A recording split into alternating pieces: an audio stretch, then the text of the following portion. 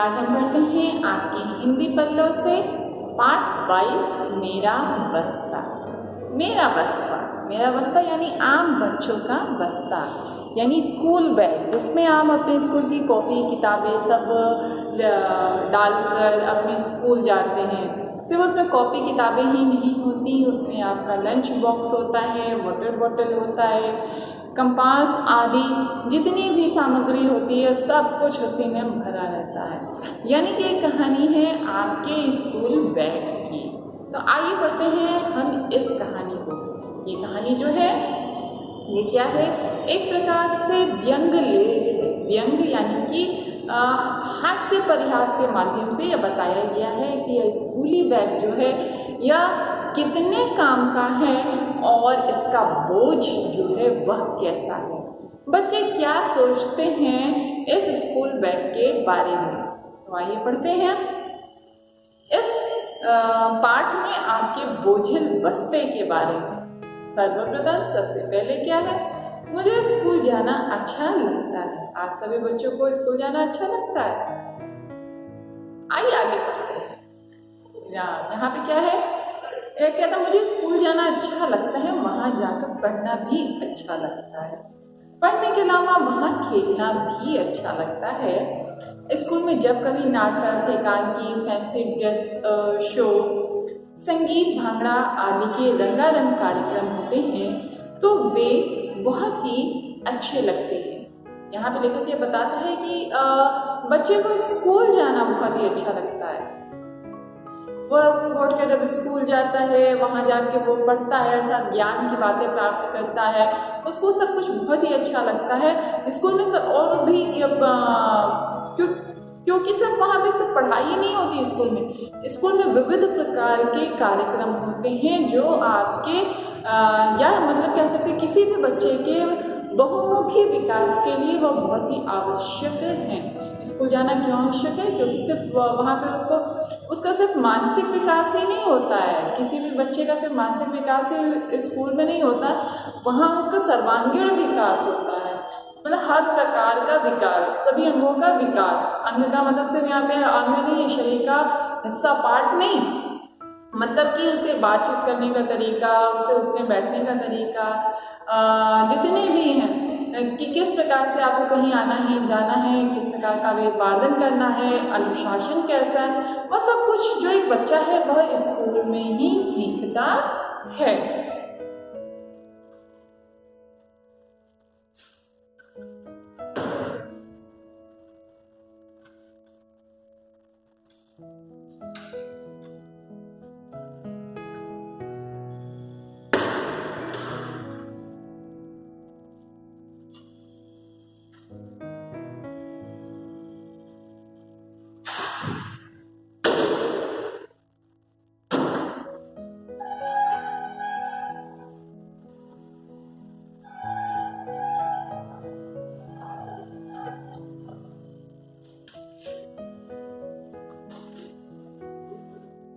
तो जिस प्रकार से लेखक यहाँ कहता है कि उसे फैंसी ड्रेस प्रतियोगिता, एकांकी और रंगारंग कार्यक्रम बहुत ही अच्छे लगते हैं। लेखक कहता है कि जब भांगड़े में गले पड़ा ढोल बजाता हूँ, सारी भांगड़ा टीम को ढोल के थाप पर डंके की चोट पे नचाता हूँ तो बस मजा ही आ जाता है। और स्कूल के अध्यापक वे भी अच्छे लगते हैं, उनमें घुड़कने और धरने वाले भी अच्छे लगते हैं और प्यार करने वाले भी अच्छे लगते हैं। स्कूल से संबंधित सब कुछ अच्छा लगता है। यदि अच्छा नहीं लगता है तो बोरे का भाई और गठरी का भतीजा बस्ता अच्छा नहीं लगता, बिल्कुल भी अच्छा नहीं लगता। यहाँ पे लेखक क्या कहता है कि जो बच्चा है वो क्या सोचता है, उसको स्कूल जाना अच्छा लगता है, स्कूल में पढ़ना अच्छा लगता है, स्कूल में जितने भी रंगारंग कार्यक्रम होते हैं वह सब अच्छे लगते हैं। लेखक कहता है कि जब वो भांगड़े या पे वो क्या करता है कि जब वो ढोल बजाता है और उस ढोल की थाप पे सभी को नचाता है तो उसको और भी अच्छा लगता है कि वो अपने इशारे पे सबको, मतलब एक प्रकार से आप कह सकते हैं कि स्कूल जाने वाला बच्चा, ज्ञान प्राप्त करने वाला बच्चा अपने इशारे पे हर व्यक्ति को नचा सकता है। तो लेखक यहाँ पे कहता है उस बच्चे की मनस्थिति के बारे में बताता है कि उसको अपनी उंगलियों पे अर्थात अपनी ढोल की थाप पे सभी को नचाना बहुत ही अच्छा लगता है। लेखक यहाँ ये भी कहता है उसे टीचर्स भी अच्छे लगते हैं। कौन? भुड़कने वाले और मारने वाले भी टीचर अच्छे लगते हैं, क्योंकि बच्चे को पता है ये उसको सही मार्ग पर ले जाने का कार्य कर रहे हैं, उसके ऊपर नाराज हो रहे हैं तो उसी प्रकार से नाराज हो रहे हैं जैसे एक माता पिता नाराज होते हैं। तो लेखक कहता है कि उसको वो अच्छा लगता है, और प्यार करने वाले टीचर उसको ऐसे ही अच्छे लगते हैं। तो लेखक कहता है कि उसको सब कुछ अच्छा लगता है, बस ये एक चीज़ नहीं अच्छा लगता है कि बोरे का भाई और गठरी का भतीजा यह बस्ता, जिस तरह से बोरे में सब कुछ ठूस ठूस के रखता है वैसे बस्ते में भी सब कुछ ठूस ठूस के रखते हैं। आइए आगे देखते हैं लेखक और क्या कहता है। लेखक कहता है, आप गलती से यह पूछ मत बैठना कि बस्ता अच्छा नहीं लगता या बस्ते के अंदर रखी किताबें कॉपियाँ अच्छी नहीं लगती। वैसे मैं पहले ही बता चुका हूँ कि मुझे पढ़ना अच्छा लगता है। पढ़ना अच्छा लगता है तो किताबें तो अच्छी लगेंगी ही, किताबों के बिना पढ़ाई कैसे। मुझे तो केवल बस्ता नहीं बस्ते का बोझ अच्छा नहीं लगता। अब लेखक यहाँ पे स्पष्ट करता है कि आप ऐसा मत सोचना कि बस्ते के अंदर की कॉपी किताबियाँ मुझे पसंद नहीं है। लेखक कहता है अगर मुझे पढ़ना अच्छा लगता है तो जाहिर सी बात है बिना किताबों की तो पढ़ाई होगी नहीं। इसका मतलब है कि मुझे अपनी कॉपी और किताबों से बहुत ही प्यार है, उसे लेखक को कॉपी और किताबें बहुत ही ज़्यादा पसंद हैं, वो उसे अच्छे लगती हैं। बस उसे क्या नहीं अच्छा लगता है, अपना बस्ता यानी कि बस्ते का बोझ जिसे लाद कर वह स्कूल जाता है, अपनी नन्ही मासूम पीठ पर लादे हुए जो बच्चा स्कूल जाता है उसे कितना थक जाता है। तो कहता है कि उसे वो अच्छा नहीं लगता, यानी कि बच्चे को बस्ते का बोझ अच्छा नहीं लगता है। आगे पता है आपको पूरा 5 किलो वजन होता है। वो जो लेखक है वो बस्ते का वजन बता रहा है कि पूरा 5 किलो वजन है मेरे बस्ते में, जिससे हफ्ते में पूरे 5 दिन स्कूल आते जाते पीठ पर ढोता हूँ। भला वो शनि महाराज का उस दिन पीठ को आराम मिल जाता है। लेखक कहता है शनि महाराज का भला हो, क्योंकि उस दिन क्या होता है, उस दिन शायद लेखक के स्कूल में हाफ डे आदि हो जाता है। आइए पढ़ते हैं आगे। और आपको यह भी बता दूं कि मेरे घर से नहीं, बिना लिफ्ट के फ्लैट की तीसरी मंजिल से मेरे स्कूल के पूरे 2 किलोमीटर दूर है। 2 किलोमीटर दूर यानी पूरे 2000 मीटर दूर, और यह गणित एक ओर का है, केवल एक ओर का। लेखक कहता है कि तो उसका जो घर है वो क्या है, तीसरे माले पे है वह, और उसके वहाँ से लेकर वो क्या है पूरा उसका स्कूल जो है वो पूरे 2 किलोमीटर की दूरी पे है, जिसमें क्या होता है उसे अपनी मासूम से नाजुक से कंधों पर बस्ते का बोझ लादकर जाना पड़ता है। इस वजह से उसको बस्ते का बोझ बिल्कुल से पसंद नहीं आता। लेकिन वो शनिदेव को धन्यवाद देता है, शायद उस दिन उसके स्कूल की छुट्टी होती है या फिर हाफ डे होता है, जिस वजह से उसके पीठ को थोड़ा सा आराम मिल जाता है। आगे, शायद आपको विश्वास नहीं हो रहा है, मेरी मुसीबत का ठीक ठीक अनुमान नहीं हो रहा है। अरे साहब, हाथ कंगन को आसी किया और पढ़े लिखे को फारसी किया। लेखक एक मुहावरे के माध्यम से समझाना चाहता है कि पढ़े लिखों के लिए क्या है कि हाथ कंगन को आसी किया, यानी कि मतलब कि आसी यानी दर्पण, कि जो यदि कोई चीज़ परखना है तो उसको देखने के लिए जरूरी नहीं है कि दर्पण की आवश्यकता है। किसी चीज़ को यदि आपने हाथ में कंगन पहना हुआ है हम उसको देखने के लिए दर्पण में जाए, ऐसा नहीं है, उसको हम प्रत्यक्षतः देख सकते हैं। तो लेखक कहता है कि किसी भी चीज़ को प्रत्यक्षतः देखिए। क्या है फिर आगे कहता है लेखक, अरे साहब, हाथ कंगन को आसी किया, पढ़े लिखे को फांसी किया, अभी गिनाए देता हूँ बस्ते के बोझ को। कहता है कि अभी आपको बस्ते का बोझ गिनाता हूँ। चलिए किताबों से शुरू करता हूँ। लेखक किताबों की गणना करता है कि देखो किस प्रकार से उसके मासूम से कंधों पर यह बोझ जो है वह लदा हुआ है। कहता है लेखक कि हिंदी की एक, अब स्कूल जाता है तो आप सोचिए कि आप जब स्कूल आते हैं तो कितनी सारे मतलब कि अगर आप कॉपी नहीं लेके जाएंगे तो आपको टीचर से मार पड़ेगी, और लेके जाते हैं तो आपके मासूम नाजुक कंधों पर जो है जोर पड़ता है। तो लेखक कहता है कि हिंदी की एक, अंग्रेजी की 2, गणित की 3, परमात्मा की दया से दया है कि इसी में अंक गणित, रेखा गणित और बीज गणित मौजूद है। सामाजिक अध्ययन की 4, विज्ञान की 5, सदाचार यानी शिक्षा नीति की 6 और लगभग इतनी ही कॉपियाँ। देखा कहता है ये सब तो किताबें हैं, और जितनी किताबें हैं आपको उतनी कॉपियाँ लेकर भी स्कूल जानी है। सब के सब जिल्ददार हो, सब पर क्या हो, बढ़िया सा कवर लगा हुआ हो। यह वजन कम तो नहीं। अब लेखक कहता है कि भाई एक तो कॉपी किताब है, ऊपर से उनके ऊपर जो उनके जो कपड़े लगे हुए यानी जो कवर है उसका भी बोझ आ जाता है। तो आगे कहता है फिर किसी दिन व्याकरण, अंग्रेजी की ग्रामर, तो किसी दिन इसके वर्क बुक और सहायक पुस्तिकाएं, और किसी दिन निबंध और ट्रांसलेशन की किताब वजन को और भी बढ़ा देती है। लेखक कहता है कि सिर्फ ऐसा ही नहीं कि सिर्फ इतनी ही कॉपी या किताबें जाती हैं, इसके सहायक पुस्तिकाएं भी हैं और निबंध आदि, ट्रांसलेशन आदि की भी पुस्तकें हैं जिन्हें लेकर स्कूल जाना पड़ता है, तो वजन और भी बढ़ जाता है इस बस्ते का। फिर आगे कहता है लेखक यही नहीं, लेखक आगे कहता है कि सिर्फ यही नहीं, कलर बॉक्स, ड्राइंग बॉक्स और मेरा लंच बॉक्स भी बस्ते में ही ठूसा जाता है। और साहब जब से होश संभाला है तभी से यह बोझ ढोता आ रहा हूँ। अब तो आदत पड़ गई है लेकिन बोझ जस का तस है।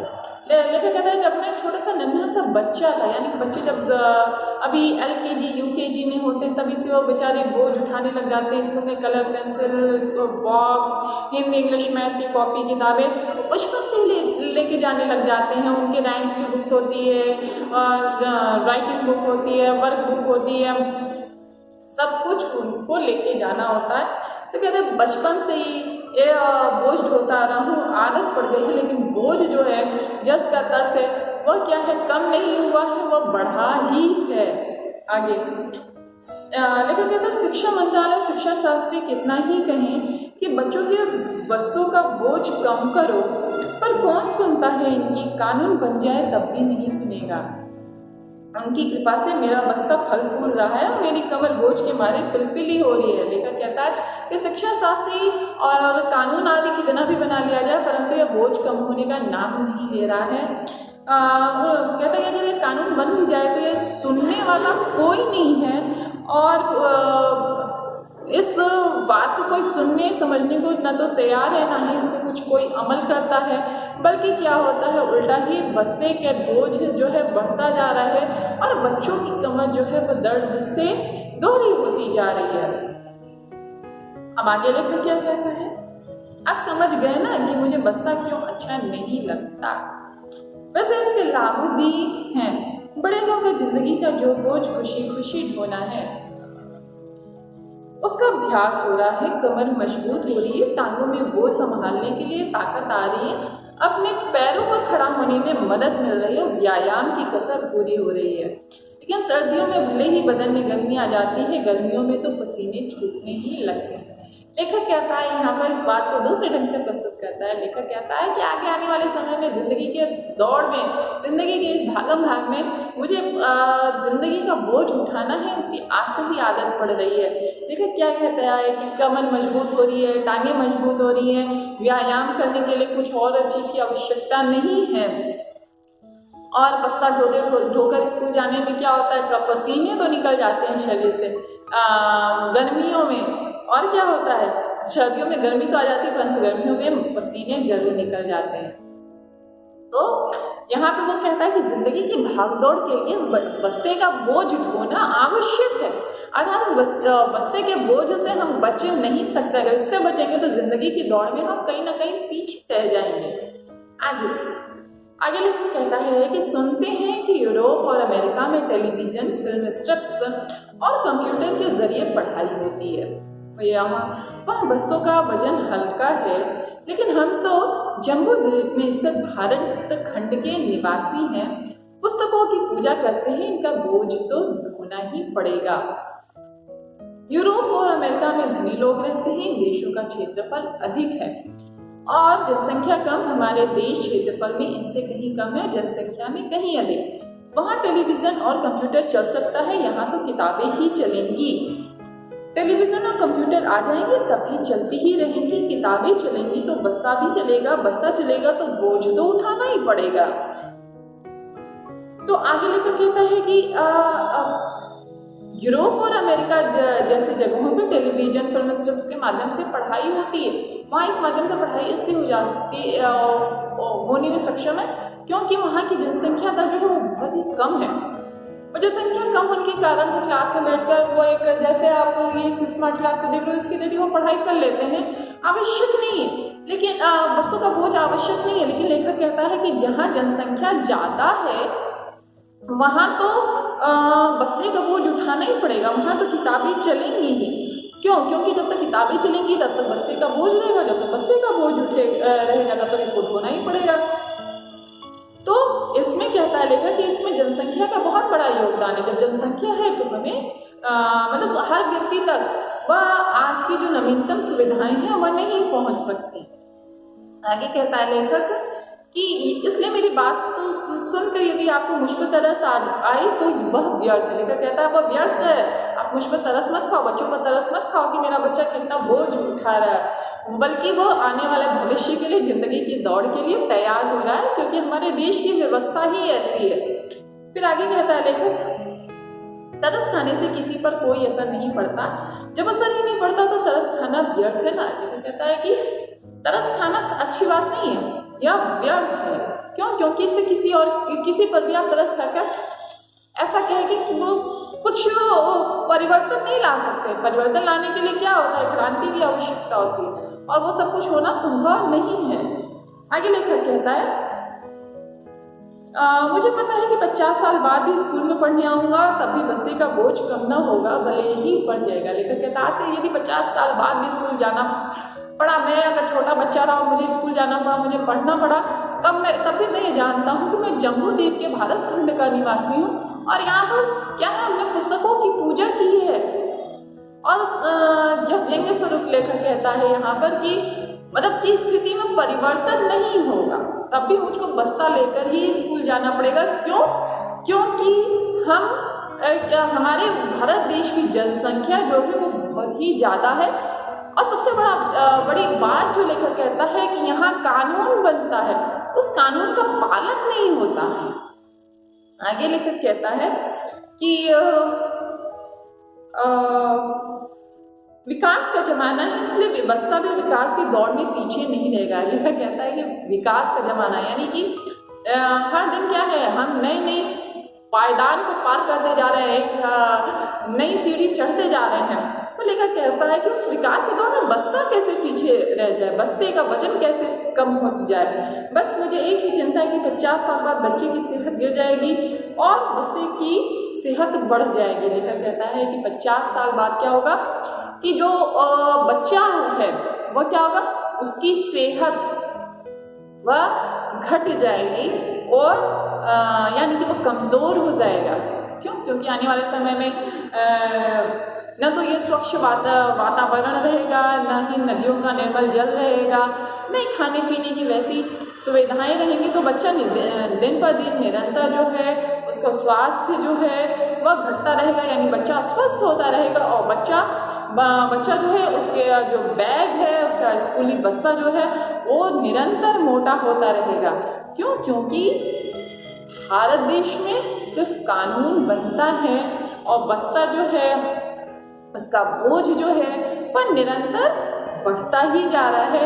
उसने भी विकास के नए आयाम पे, नए सीढ़ी पे उसने कदम रखना शुरू कर दिया है, इसलिए इस बस्ते का वजन जो है वह कम नहीं होगा।